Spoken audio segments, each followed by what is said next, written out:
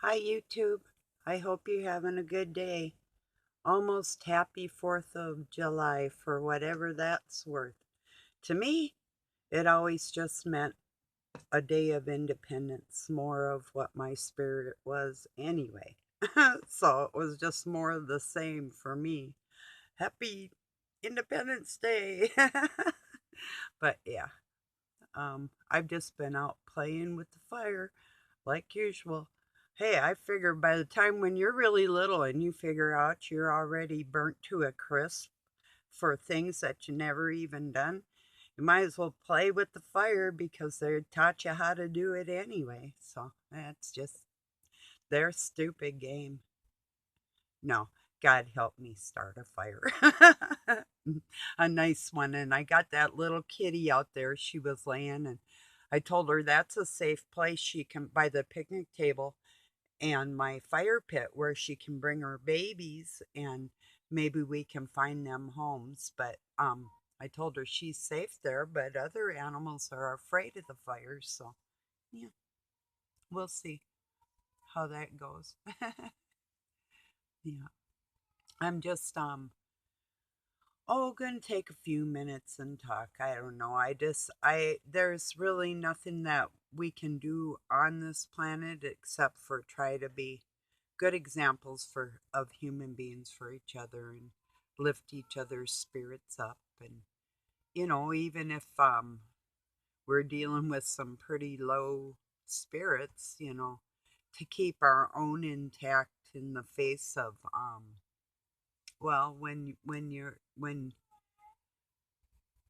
being happy every day around people that want to get you in a miserable state of mind, like that flux, it's like, and it just goes against everything I am. And usually most days I can deal with it and slide out of it and everybody else out of it around me, but some days it's like almost all consuming. It's like from every direction.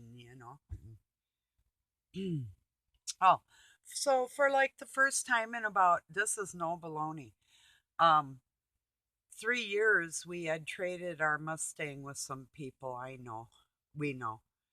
And Doug and I hadn't really spent any time together in the same room, like listening to music or anything. So we did. And it was on a Sunday. And I mean, Doug's been here for going on 40 years. I've been here for like over 30 now. And like the car wasn't going to go anywhere. And they didn't call or nothing. And it was like, like he said he'd pick it up, someday, whatever. They lived 10 miles away without calling.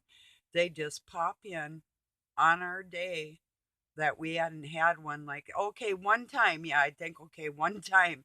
That's kind of a coincidence. But this has happened more than once. And then just like last week, I went to sit and have a cup of coffee with Doug.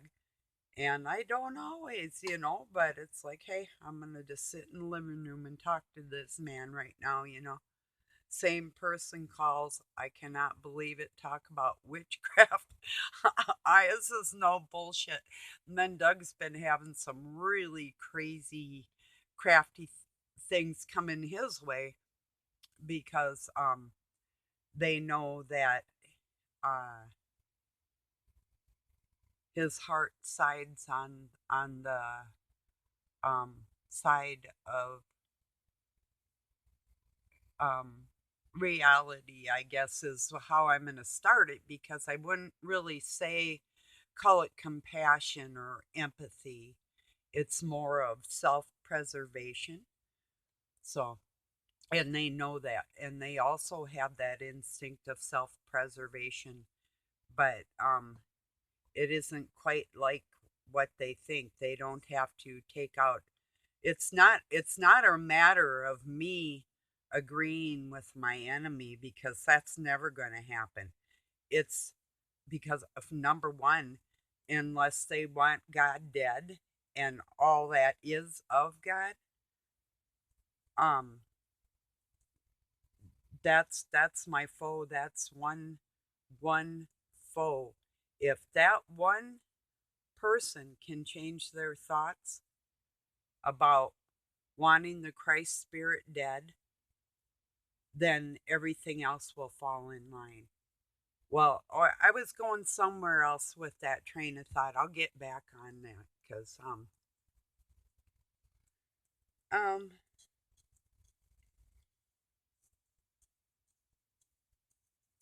dog, quit licking. Yeah, just stop it. It's annoying right now. Go in the living room and do that. So yeah, I'll get back on track what I was saying. Yeah, and not only can people be used by the forces of evil, so can your animals. In their annoying moments may not, sadly, be their own, you know, because I've had some way obedient dogs and I know the difference. And I can tell when people are trying to transmit their ill feelings on an animal towards me. So, um, yeah, and that just happened, by the way. So, um, yeah, getting back to that subject, and I will. Um, yeah, I'll take a sip of coffee and get back to where I was going with that.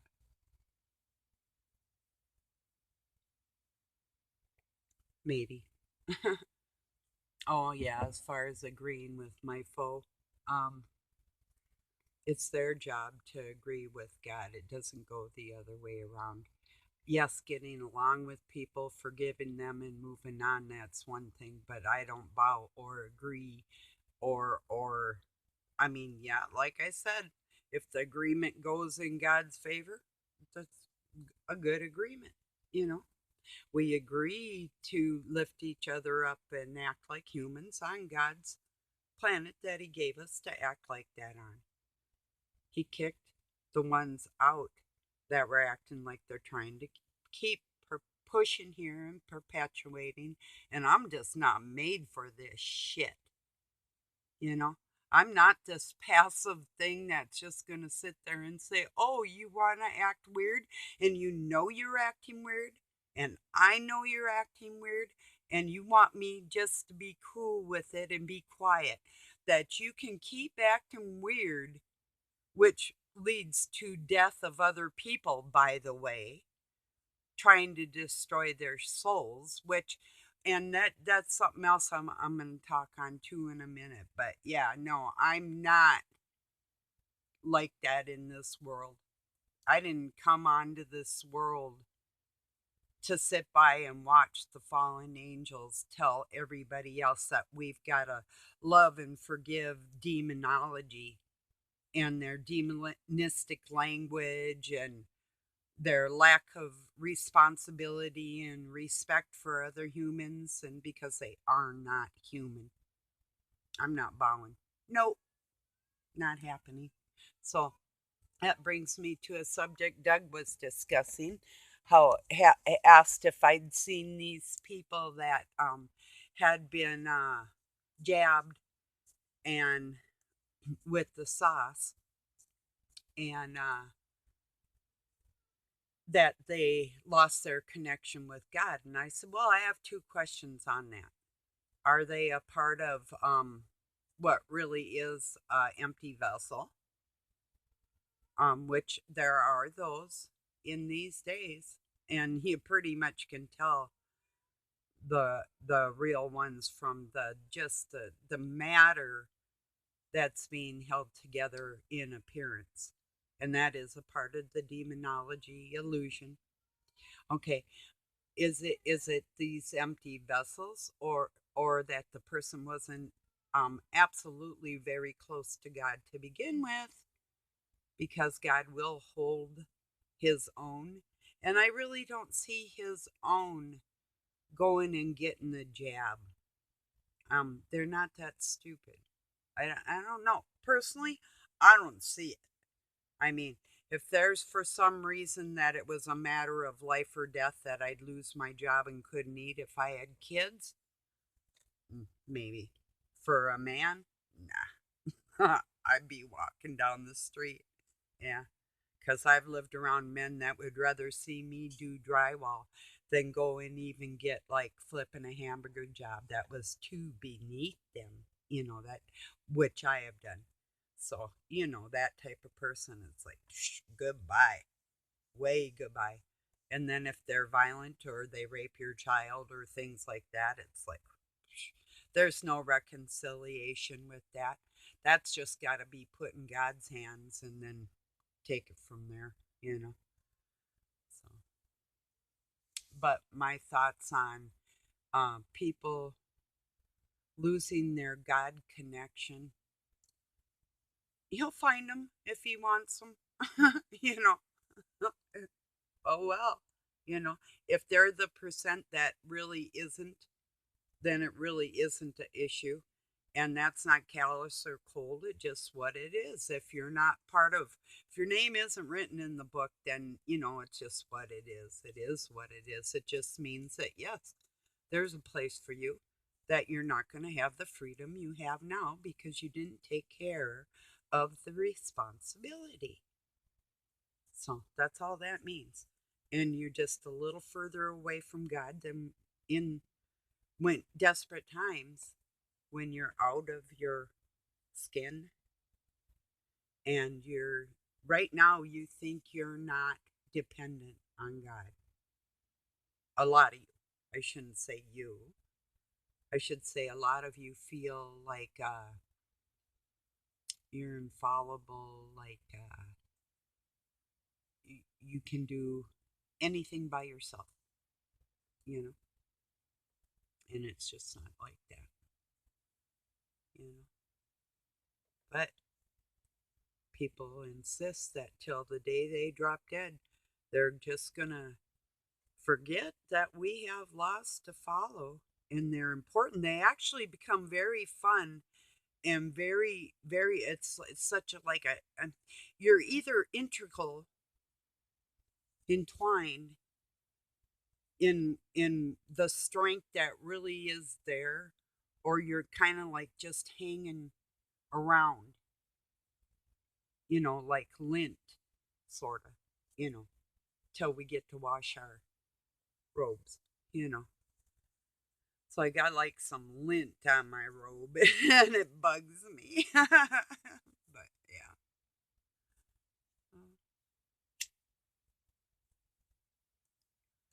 Yeah, I put some older birch that I had, got the fire started and put some on there to smolder. So the yard smells like birch and it was really buggy out there yesterday. It was not too hot. It was kind of 85 with a breeze. It's about the same today. I think it was a little more humid yesterday, but yeah, and with the bugs, it was. I went out for a while, but it wasn't enjoyable. you know, Bob's talking to Nellie outside. She was at the door, and yeah, let me see, it was yesterday. My dog jumped on Bob, on Doug's cat, because they pick on each other, but this time she kind of like got a little fur on him and wouldn't let him go. So I took him my slipper and I whapped her. It took me 3 times of whapping her, and I had to go higher on her body because it's only been 3 months. She had an operation on her leg, back leg. So, and I wasn't gonna put my extremities in there. Nah, no, not like that. She's got terrier teeth. It's like no way. Which are um well, they're bred for fighting badgers, going down into the badger hole and foxes and killing them and stuff. That's the two breeds of dog that she is, or rabbits or whatever. But that's anyway. And I told Doug, I said, don't ever tell that cat that he can beat up on that dog because if I'm not here and something happens. But I've never beat my dog. So that, well, anyway, so I went to open the door today and I let Nellie just peek her nose in to see who was there. And my dog had her nose there and started growling. So I like put my boot in the door and kept Nellie outside and come in and scolded her. It's like, man, I don't want to hit my dog again, you know. I mean, I didn't hurt her even enough to make her cry. Well, I'm sure it stung, you know, especially the third time it got harder with each one, and she finally looked at me like, whoa. I think I give her about the severity she was giving the cat, except she took fur out of his underneath, you know. It's like, well, that is not cool. So, not a lot, but, you know, and I mean, they kiss each other. The cat cleans the dog, and, you know, and they've known each other all Bob's life, 10 years. So, lady's 12 and a half, going to be 13 in September, and Bob in, let me see, September also. Yeah. Yeah, both their birthdays are in September. Little shits. But yeah. So anyway, we'll see how that goes. They're both jealous of that cat. I've been paying attention to is what the problem is. So anyway, Bobby's out there in the kitchen, Doug's cat, talking to the outside cat, and they were talking. Um, Nellie was on the porch and Bob was by the door, and they were talking. But I don't trust him either, because even when he was tiny, there was this little one I called Callie. They all had been their mama died, so we had these six kittens at when they were a month old.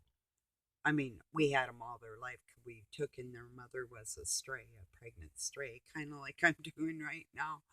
But when he was little, I loved this little one named Callie, and he grabbed her by the face with his mouth over her little face, and he was like 2 or 3 times her size.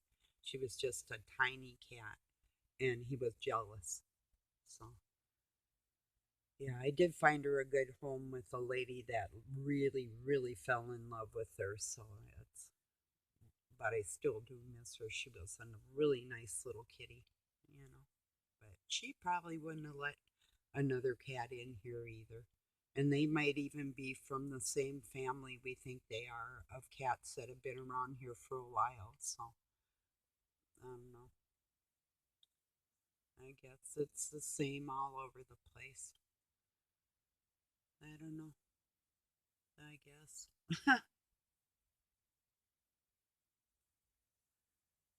So, I guess we have very hot weather going into Montana, extremely above average heat. And here we'll probably have like a lot of severe weather coming up this month, and I don't know that it'll be any hotter than it usually is. But I know out west, and there's some people that didn't treat me very well, and for some odd reason, it's hotter than hell out there. Whoa, above average. And I lived out there, and I know that's a fact. So enjoy your heat if you like it hot. Some like it hot, you know. Wow. So anyway,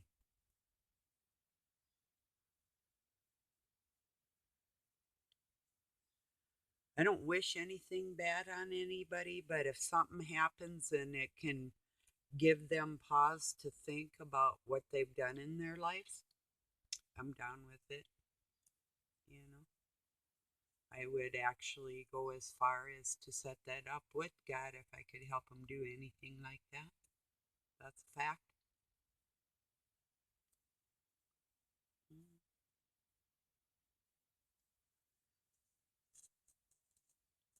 Yeah, yesterday, I think it was the second time I watched, it's kind of gruesome. Well, not kind of, it's downright gruesome. The Ten Commandment movie that was made in 2006. I watched that 2 parts, you know, yesterday and the day before, parts of it, you know. And yeah, it's really gruesome. And then now I'm watching a pretty gory movie also but it's sort of cool in a lot of ways too. And I usually don't watch action movies, but this one, unless it's like sci-fi or something, and then barely then I like the more psychological thriller type sci-fi, physics type, or even into spirituality. But this one is this action one, and I didn't know it was gonna be. I just thought, we'll see. It's called Max Payne, Payne, I think it's spelled, but I think, but it's out there. But I'm about halfway through, and it really says a lot about what's going on in the world. That's a fact. But anyway, yeah, it's pretty good. And it alleviates some of the boredom. Because if I'm not doing something like on the internet, and there's always plenty of work, and I've worked so much in my life, and I really am entirely sick of it. I'm sick of cooking, I'm sick of everything. But I think the human body really does have a quota. Although, if I don't keep busy, then I don't feel good either. So it's a happy medium. I mean, getting older is that's the only part, the really part that bugs me the worst is, yes, I'm still really strong and it goes in spurts, but I do get more tired quicker. And yeah. I mean, there's days I have extraordinary endurance too, but I don't know what days they're going to be. So that's it, and it's weird, but that's the hardest thing for me about getting older is right that. you know. So yeah, and that's a fact. Especially when you do want to get things done, but and you're tired. Yeah, it's a hard thing. So but then, when you get in your 40s and 50s, you get like burnt out like till you're about 50, and then like, you're half dead, and you figure, well, I'm a half a century dead. I got to start living here. But even then, it's weird because you know that your mind is, or you like you're closer to God. So you're like your body in this material world. It's not that it doesn't mean anything to you. It means the world. Get it?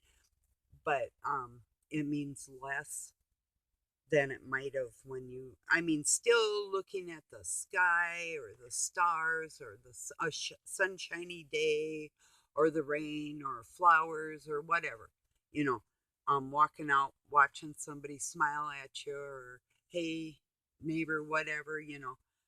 um in this world, that's a cool thing.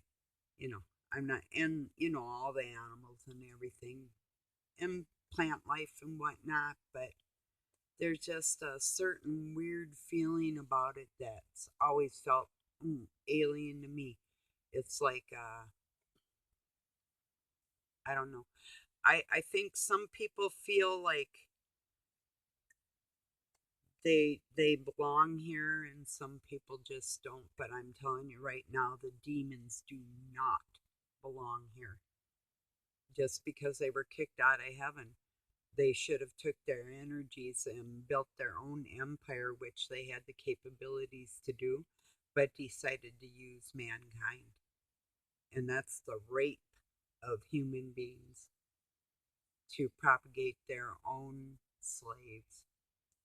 And that's a good way to hurt God. It's also a good way to try and recreate God, so they could try and control the Godhead that was in mankind, because they knew they killed, when they kill Christ, they thought they were killing God. They literally thought they could put an end to his spirit and he would be gone forever.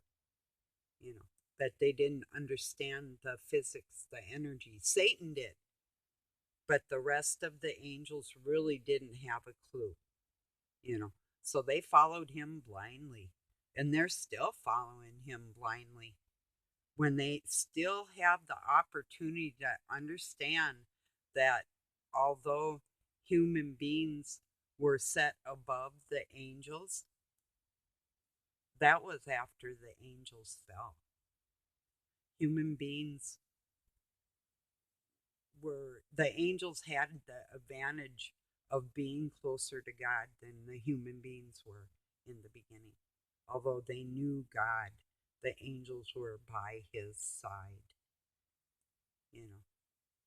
So, and he made human beings so he wouldn't be lonely and come to walk the planet with them and come through the sea and rise again to show the fallen how they can rise through mankind. The very people that they wanted to kill, destroy, and turn into slaves would literally be the people to show them the way back to God. So that's why I'm here. I didn't fall, I walked, you know. I walked in this shit to help people. So, and I won't take a demeaning insult. And it's not like, oh, many will be offended. I'm the one doing the offended. I'm not offended by anybody. I'm repulsed by the stupid bullshit. And I ain't playing the mind and the word games, that's for damn sure. But I'm on here because I love people. And it doesn't matter who you are or who you aren't. Everybody does have a position, and God wants everybody in his house as his children to walk him freely, you know, and receive gifts of love and gratitude for humbling yourself. That's a heck of a bargain. You get life, you get air, you get food, and you get a chance to walk beside the Father without shame. Isn't that amazing? That's a loving parent. That really is. I'm like that too. I'm just waiting for my sons to say, and they have before, but they couldn't stick with it. But like, hey, mom, we know you're the best and the strongest, and we're sorry we put you through this, and we're going to be good men and raise our children the way you wanted us to be raised.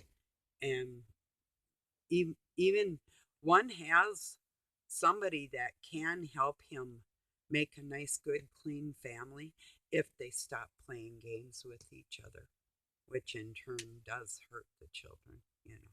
But you can't be forceful, and you can't be into witchcraft, and you can't think that you're a family, that it's all loving and nothing bad's going to happen. And you know, things do it there. It is karma. It's who God knew you were going to be when you were born, but you were born innocent. If you can take what said the first time that you were about ready to go off that cliff, and don't go off that cliff, let God grab you, start fresh. You won't even know that you didn't start fresh. That's how fresh it'll be. You know, I choose to remember everything, everything. I don't want to forget one thing, one reason why I had to learn something the hard way or whatever it is. I just, and I mean, I'm not saying like I bring it on and I enjoy anybody doing whatever you want to do to me. Nah, that's way over. I'm not I'm not even thinking like that anymore. So anyway.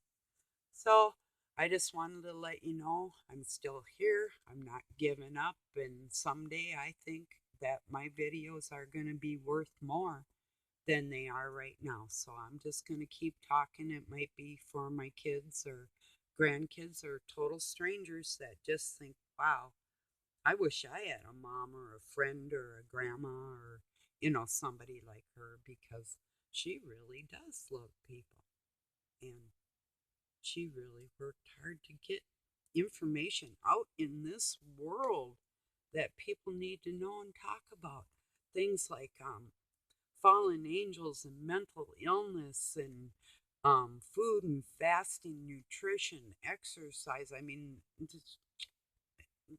topics are endless, aren't they? But, you know, so So it's the way I love you. Love you all, you know. So, for what it's worth, have a nice day, or night, wherever you're at. I'll talk to you soon. Peace.